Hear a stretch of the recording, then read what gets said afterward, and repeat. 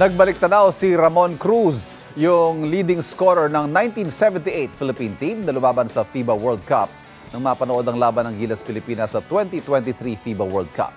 May unang balita si Nico Wahe.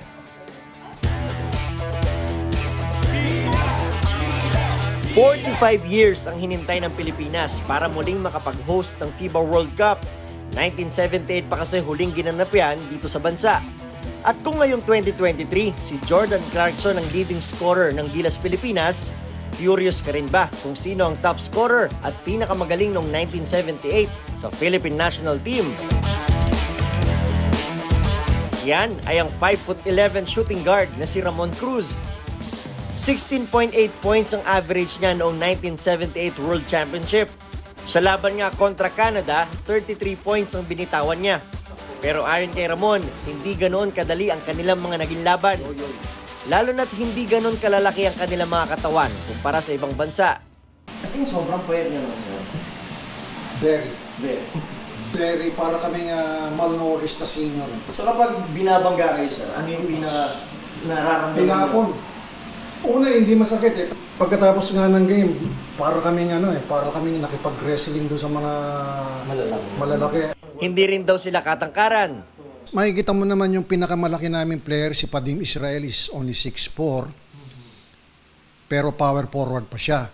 And then ang sentro namin, si Paul Herrera, is about 6'2 and a half. Ibang-iba na rin daw kasi ang laro at training ng ibang lahi noon pa man. I mean, yung training lang namin noon, takbo, jogging, wala pang weights. Walang ipinanalo sa 7 laban ng 1978 World Championship Philippine Team. Pero hindi raw ibig sabihin ay hindi sila lumaban. Noong opening day ng 2023 FIBA World Cup, isa si Ramon sa mga nanood sa laban ng Gilas kontra Dominican Republic. Para raw siyang nag-flashback sa panahong sila pa ang naglalaro.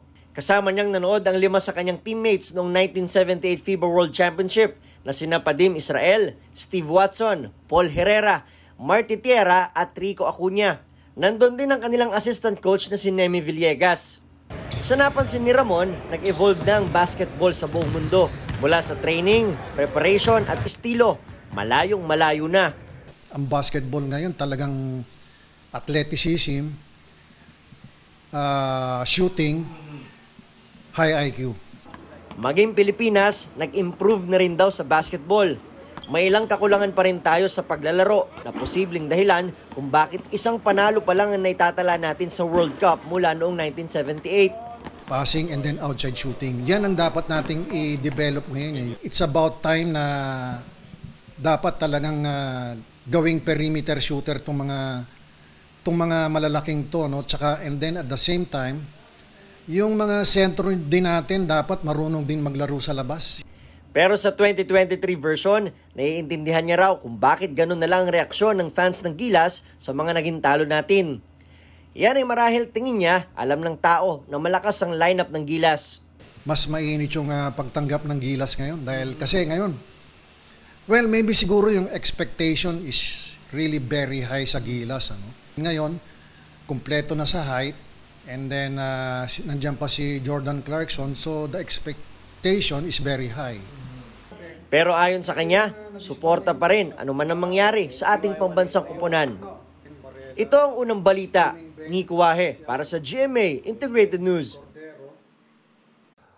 Mga kapuso, para laging una sa mga balita, bisitahin at mag-subscribe sa GMA Integrated News sa YouTube. Sa mga kapuso abroad, samahan niyo kami sa GMA Pinoy TV at sa www.gmanews.tv.